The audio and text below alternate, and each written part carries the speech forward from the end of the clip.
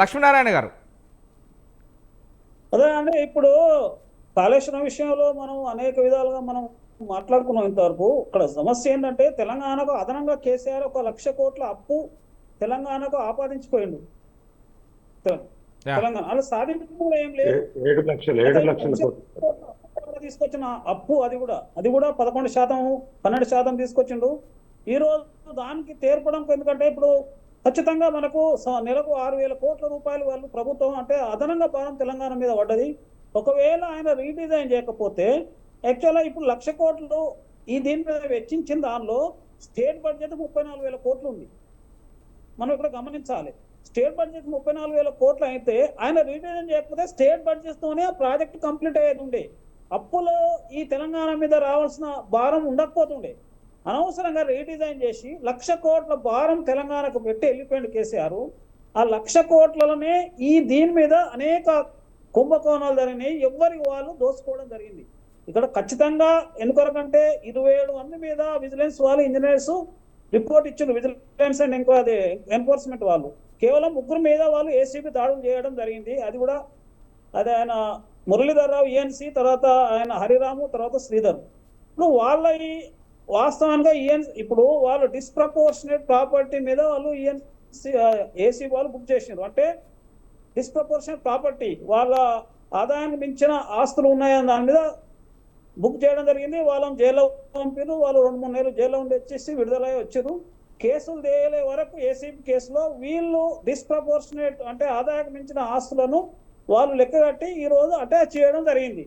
ఈ అటాచ్ ఇప్పుడు వాళ్ళ దగ్గర ఈ 3 దగ్గర కూడా ఒక్కొక్కరి దగ్గర దాదాపు 14,000 అంటే రిజిస్టర్డ్ వాల్యూ 14 కోట్లు, తర్వాత దాని మార్కెట్ వాల్యూ ఒక్కొక్క దగ్గర 100 కోట్ల మార్కెట్ వాల్యూ ఆస్తులు వీళ్ళు ఈ రోజు అటాచ్ చేయడం జరిగింది.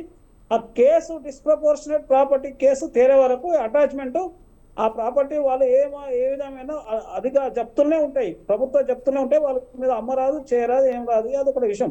ఇంకా చాలా మంది ఇంజనీర్స్ ఉన్నారండి. ఇప్పుడు వెంకటేశ్వర్లు ఉన్నారు, ఇంకా 27 మంది ఇంజనీర్స్ ఉన్నారు. అందరి మీద యాక్షన్ తీసుకోవాలి లెక్క ప్రకారం. ఇక్కడ ఒక విషయం నేను చెప్పాలి. నేను కూడా సిద్దిపేట వాస్తవ్యుని.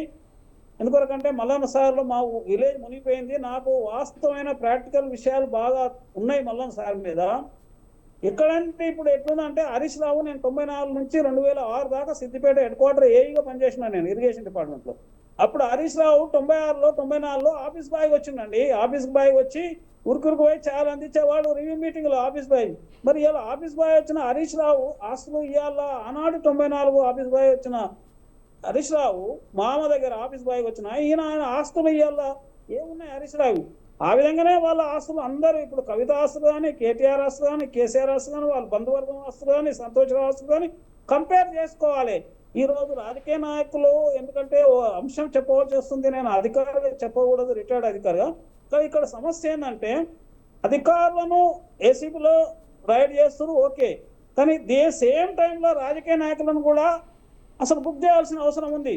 నిన్ననే మనము ఒక చైనాలో 300 కోట్లు మిస్అప్రిపేర్ చేస్తే ఒక మాజీ మంత్రికి చైనాలో ఉరిశిక్ష చేయడం జరిగింది. దాని అమలు అనేది కొంత టైం ఇచ్చి కానీ 300 కోట్లకే ఉరిశిక్ష అక్కడ వేయడం జరిగింది.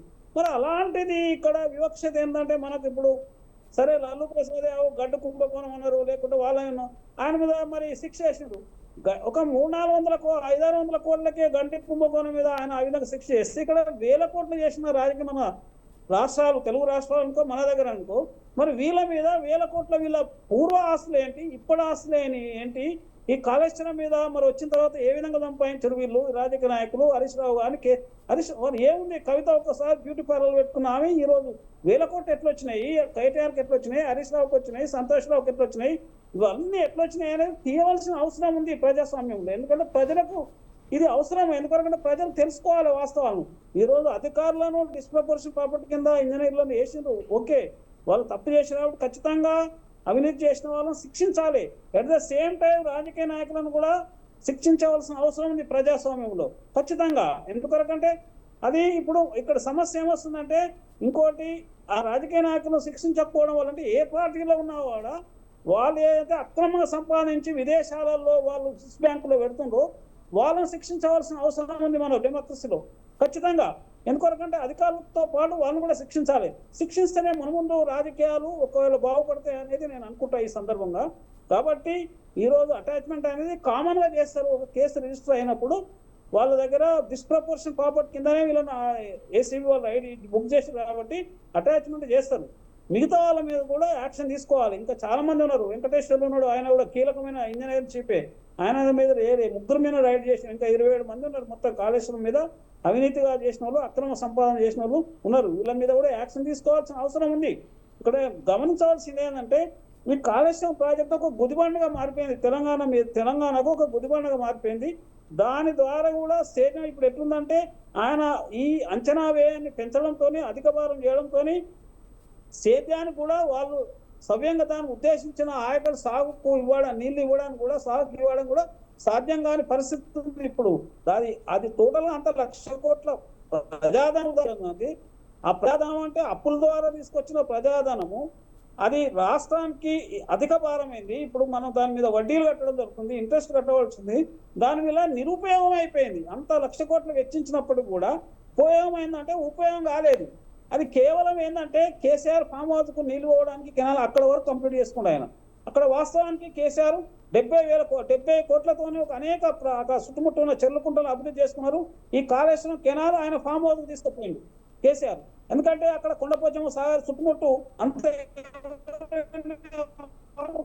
చాలా ఆయన సామాజిక వర్గం ఆయన పెట్టేసి 1760 కోట్లు వెచ్చించి తొందరగా కంప్లీట్ చేశారు. తర్వాత మల్లన్న సాగర్ నుంచి కొండపోచమ్మ సాగర్ రావడానికి pressure main system, pipe line system adapt చేసి 1500 కోట్లు ప్రజాధనం వృధా చేయడం, ఎక్స్పెండిచర్ అయింది.